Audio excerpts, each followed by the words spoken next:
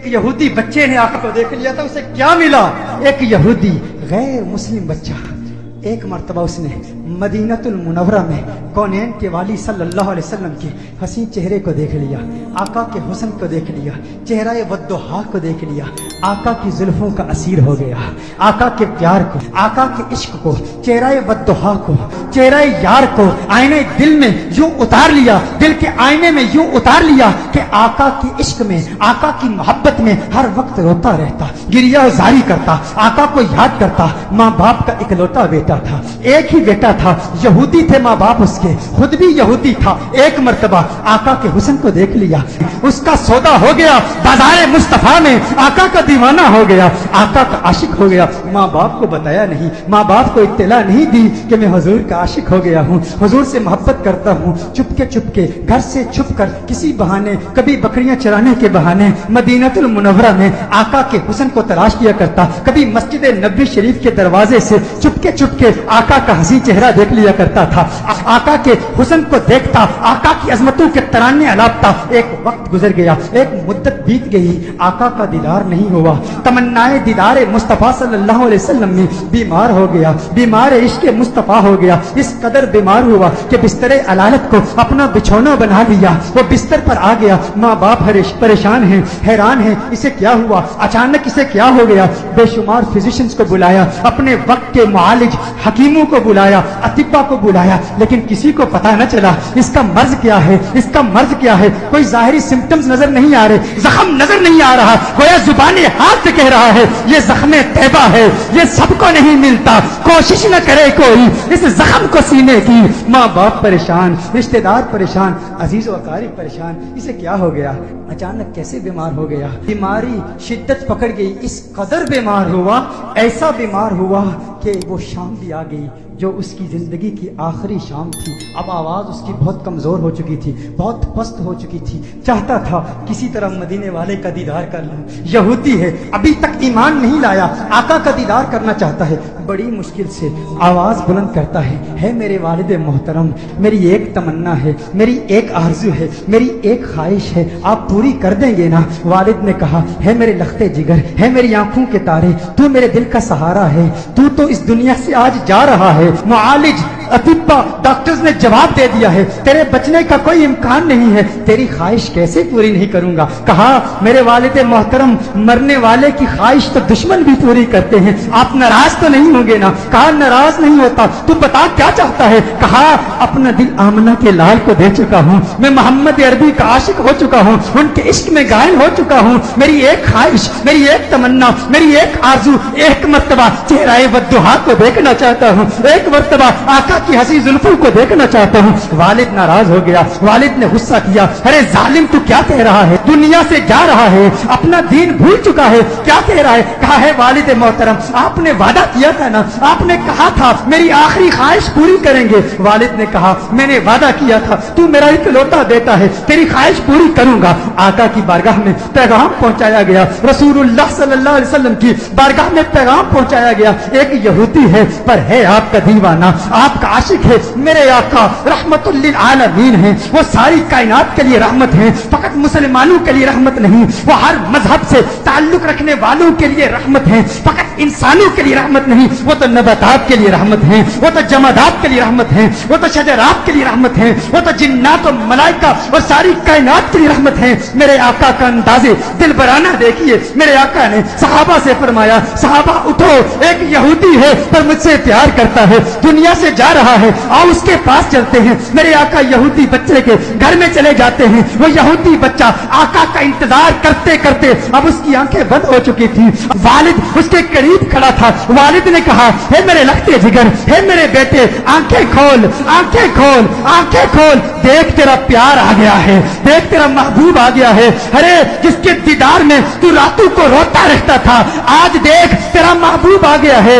اس کی جاتی ہوئی روح گویا اپنے महबूब का नाम सुन के लौट आई, आंखें खोलता है, आका का चेहरा देखता है, आका से अर्ज करता है, कहता है या रसूल अल्लाह सल्लल्लाहु अलैहि वसल्लम, आका आपका हसीन चेहरा देखने का ख्वाहिशमंद था, आज दीदार हो गया। एक तमन्ना, एक आरज़ू, या रसूल अल्लाह मेरे पास कोई नमाजें नहीं है, मेरे पास कोई रोजे नहीं है, कोई इबादत नहीं की, मुत्तकी नहीं हूँ, कुरान का कारी नहीं हूँ, कुछ भी नहीं है, फकत आपका प्यार है। या रसूल अल्लाह क्या मेरी निजात का इम्कान भी है, क्या मेरी निजात भी हो सकती है? या रसूल अल्लाह क्या मुझे भी मग़फ़िरत का परवाना मिल सकता है? आका ने इरशाद फरमाया, हाँ कलिमा तौहीद पढ़, मैं तेरी निजात की जमानत देता हूँ। वो आका के कदमों में गिर जाता है, आका के कदमों में गिर के कहता है, मंजिले कब्र से लेकर दुखूले जन्नत तक आपकी जमानत पर कलिमा पढ़ता हूँ। कलिमा तौहीद पढ़ता है, जान अल्लाह के सपुर्द कर देता है। वालिद ने कहा अब इसकी मैयत मुसलमानों की अमानत है, अहले इस्लाम की अमानत है, अब इसकी तजहीज़ और तकफीन की जिम्मेदारी आपकी है। जब जनाजा तैयार किया जाता है उस आशिक का, जब जनाजा तैयार किया जाता है उस दीवाने का, उस आशिक का जनाजा मदीनतुल मुनव्वरा की गलियों में घुमाया जाता है। हर तरफ उसी आशिक का चर्चा है, हर तरफ उसी आशिक के तज़किरे हैं। मदीनतुल मुनव्वरा के मुज़ाफ़ात से लोग जमा होते हैं उस आशिक का दीदार करने के लिए। अरे सुना है कोई यहूदी था, कोई यहूदी था, हुस्ने मुस्तफा ने उसे सहाबी बना दिया है। उसने आका का दीदार किया। गौर कीजिएगा, नमाज नहीं पढ़ी, इबादत नहीं की, रोजा नहीं रखा, जिहाद नहीं किया। मेरे गौस के मुजाहदात को याद कर लीजिए, मेरे बाबा की मेहनतों को याद कर लीजिए, ख्वाजा गरीब नवाज की जद्दोजहद को याद कर लीजिए, ख्वाजा बाकी बिल्ला की मेहनतों को याद कर लीजिए, इमाम आजम अबू हनीफा की फकाहत को याद कीजिए, इमाम अहमद बिन हम्बल की जिद्दोजहद को याद कीजिए, इमाम शाफई की फकाहत को याद कीजिए। इमामों की फकाहत, हिम्मत, जिद्दोजहद, मुजाहदों, रियासतों को याद कीजिए।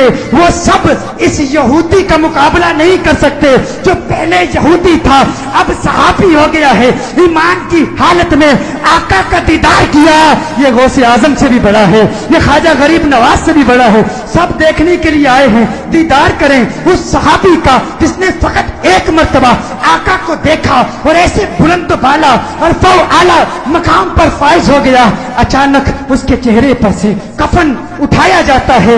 सहाबा ये मंजर देखकर हैरान हो जाते हैं कि उसके चेहरे से नूर की किरण निकलती है, आसमान की तरफ फैल जाती है। सारे हैरान हैं। वो सहाबी जो पहले यहूदी था, आका का दीदार किया, ईमान लाया, उसकी मैयत मुस्कुरा रही है, उसके चेहरे पर, लबों पर तबस्सुम नजर आ। सब हैरान हैं। एक अजीब और गरीब मंजर सहाबा ने देखा। सहाबा देख रहे हैं कि आका पांव के पंजों के बल चल रहे हैं, पंजों के बल चल रहे हैं, आका यूं चल रहे हैं। सहाबा अर्ज करते हैं, या रसूल अल्लाह सल्लल्लाहु अलैहि वसल्लम इसकी क्या हिकमत है? आका ने इरशाद फरमाया, आलमे बाला के फरिश्ते मेरे इस आशिक को देखने के लिए इस तादाद में आए हैं, इस कसरत से आए हैं। जमीन पर पांव रखने की जगह नहीं है, पंजों के बल चल रहा हूं। मेरे आका सल्लल्लाहु अलैहि वसल्लम उस आशिक को जन्नतुल बकी में ले जाते हैं, खुद अपने हाथों से उसे दफनाते हैं। सहाबा मंजर देखते हैं, हैरान है। आका बहुत देर लगा देते हैं। आका जब उसकी कब्र से बाहर आते हैं तो आका के माथे पर पसीना है। सहाबा अर्ज करते हैं, या रसूल अल्लाह सल्लल्लाहु अलैहि वसल्लम आका क्या हुआ, इतना वक्त क्यों लगा? आका ने फरमाया, जब ये इस दुनिया से गया था मुझसे वादा लिया था, मैंने वादा किया था, मैंने कहा था कब्र की मंजिल से लेकर दुखूले जन्नत तक मैं तेरी मग़फ़िरत की जमानत देता हूँ। कहा ये बात सुनकर जन्नत की हूरें इतनी खुश हुई है, इतनी तादाद से आई है। जब इसे कब्र में रखा गया तो बेतहाशा इसकी तरफ भागी हुई गई है और इसके चेहरे की बलाएं ले रही हैं। आका ने इरशाद फरमाया, इसलिए देर हो गई और मेरा पसीना इसके चेहरे पर गिरा है, मेरा पसीना इसके चेहरे पर गिरा है। अब क़यामत तक इसका चेहरा महकता रहेगा। अरे सलाम पेश करते हैं उस दीवाने की बारगाह में जिसने आका को देखा और उसे ये मकाम मिला। वो आज भी वो कब्र में कह रहा होगा, ये नाज ये अंदाज हमारे नहीं होते, जोली में अगर टुकड़े तुम्हारे नहीं होते, बेदाम ही बिक जाइए बाजारे नबी में, इस शान के सौदे में खसारे नहीं होते, मिलती ना अगर भीख हुजूर आपके दर से, इस ठाठ से मंगतों के गुजारे नहीं होते, इस ठाठ